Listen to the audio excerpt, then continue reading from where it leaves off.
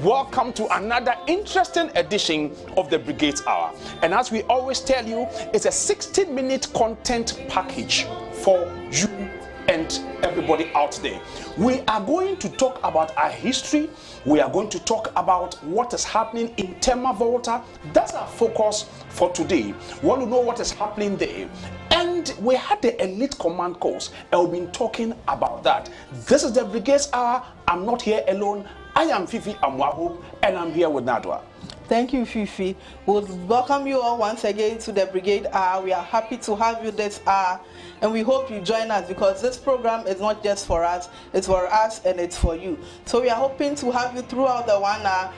Join us through our social media handles as they are displayed on the screen. And remember, we are not only live on WTV, we are on PCG TV, and we are on Adwa TV. Fifi, what our scripture are we starting with? We are dealing with Hebrews 6:18 and 19. That by two immutable things, in which it is impossible for God to lie, we might have strong consolation, who have fled for refuge to lay hold on the hope set before us. This hope we have as an anchor of the soul, both sure and steadfast, and which enters the presence behind the veil. That's our scripture for the week. And as you may know, that is where the Boys Brigade motto emanates from. BB, sure and steadfast. We'll be back.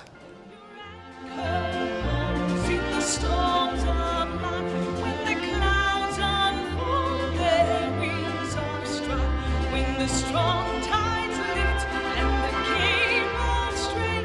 Will your anchor shift over remains?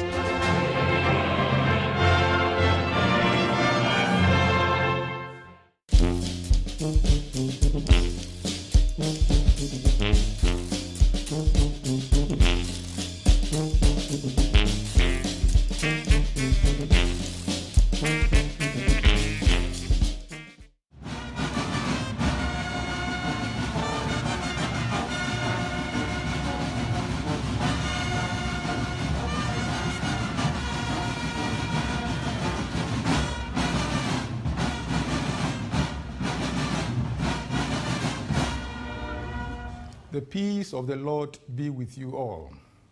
It's now time for the Brigade Hour. First, let me say thank you to God for a group like the Brigade in the various denominations, especially in the Presbyterian Church of Ghana. Many, many years ago, in 1883, when Sir Alexander Smith envisioned a boys' brigade, he didn't know that it will become a worldwide group.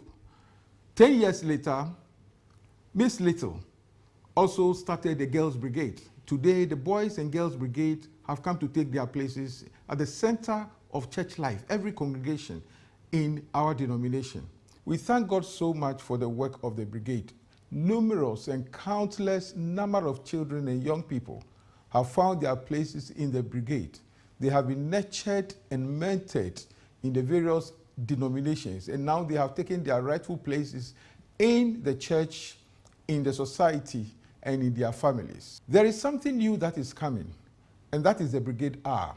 The whole idea of using that 1 hour to talk about the brigade, talk about the members of the brigade, the youth, the children, and help them to understand and find their place right in life, which will be on the television on Wednesdays between the hours of 4 p.m. and 5 p.m. It is about the spiritual growth of the children, how the brigade can help the children find God. But it's also about the physical element of growth.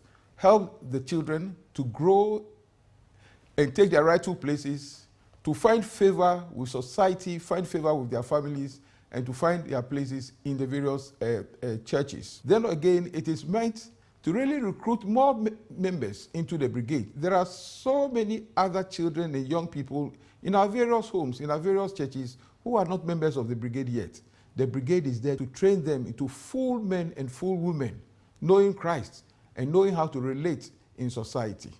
So let everyone watch the Brigade Hour. This is something new. Let every member of your family, father, mother, guardian, parents, brothers, sisters, the children, the youth, let just everyone watch this Brigade Hour. Remember, it is every Wednesday between the hours of 4 and 5. To the glory of God, the Brigade Hour has come to stay. Thank you so much. BCG TV, in thy light.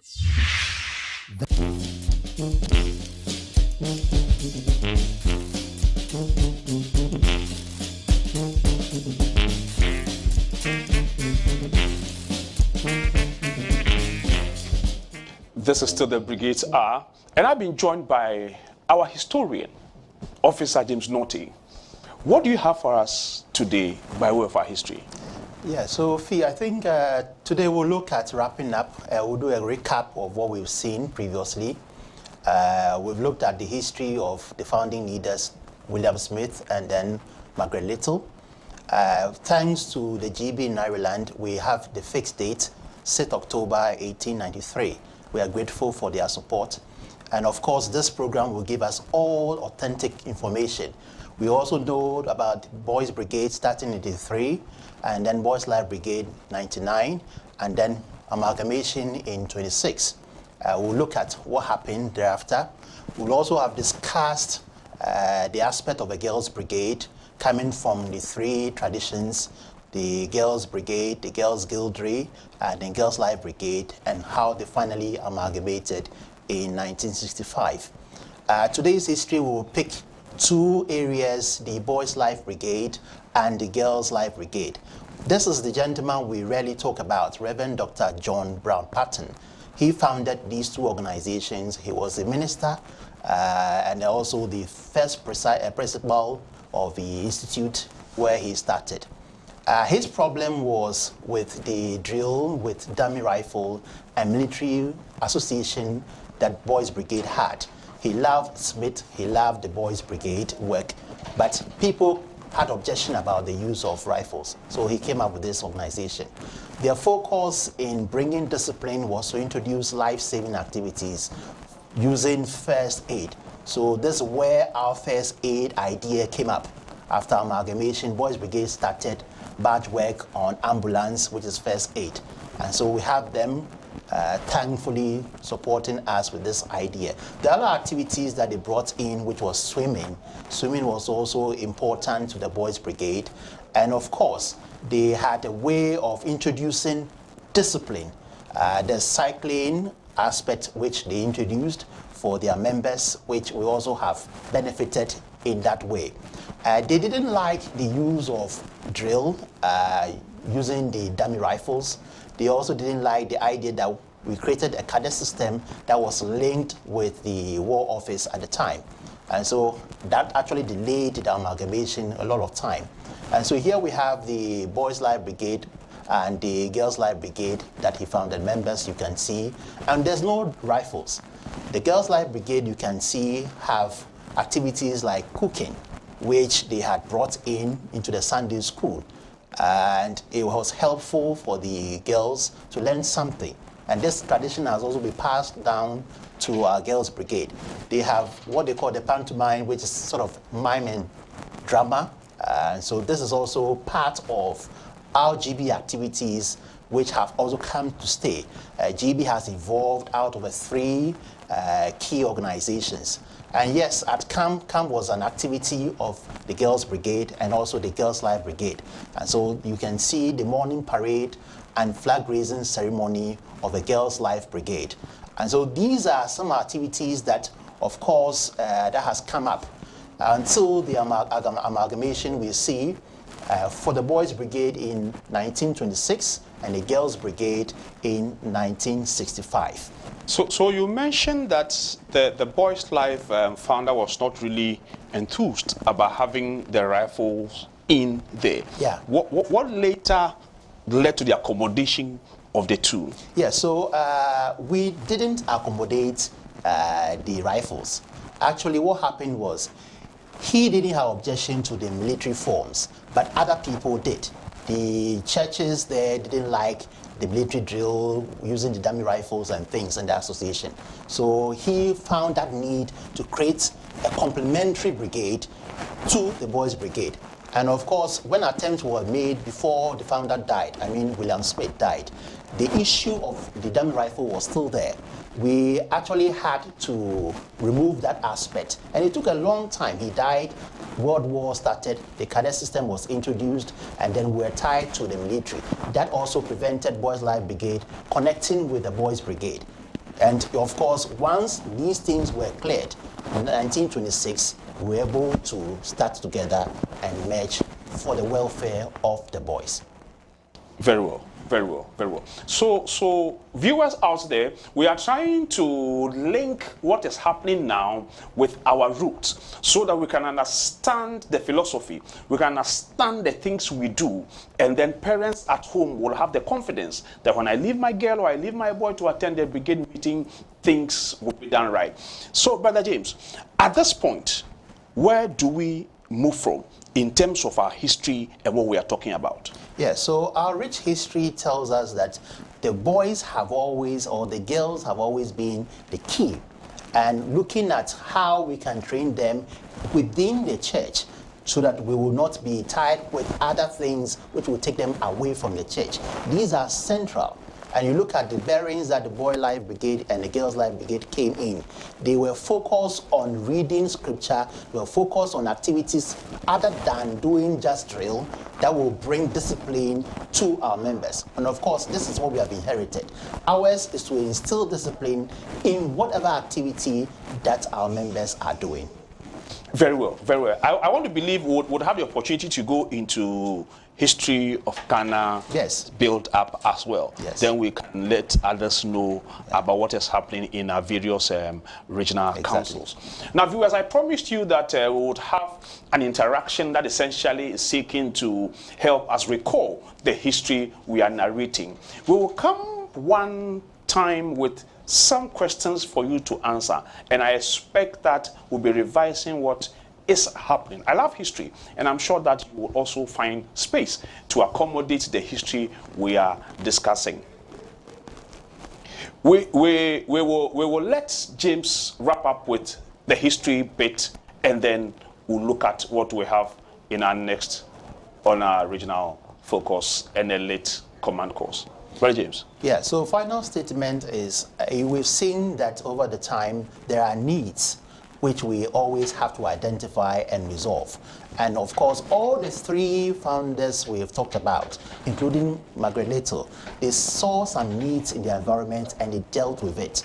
And they ensured that the children at the time had something that will keep them going within the church. So let us look at it as we come to Ghana in our next edition and see how it has transformed the lives of Ghanaian children too.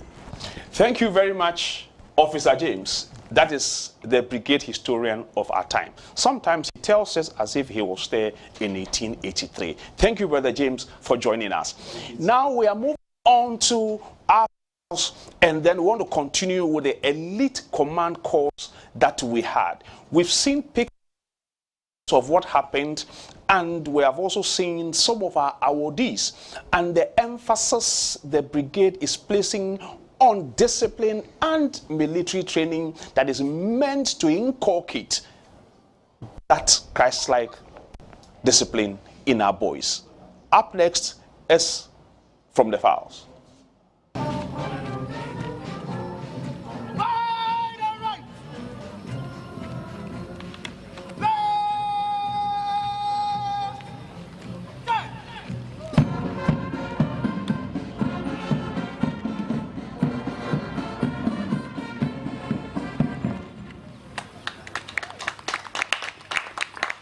Let me first congratulate the officers.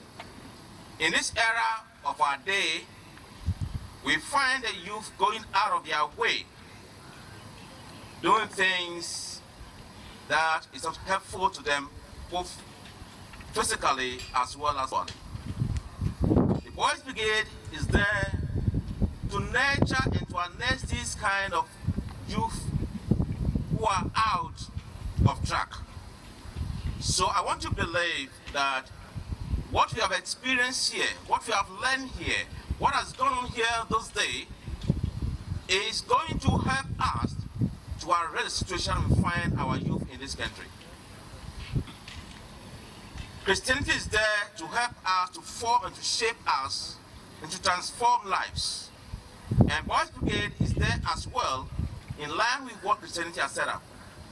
So whatever we have experienced here this day should not be a ceremony for that matter, but it's been an activity in our lives in our own personal ways to draw young men and women to the fold of Christ, into a community of people with moral dignity, people who can be seen as portraying the image of God in them.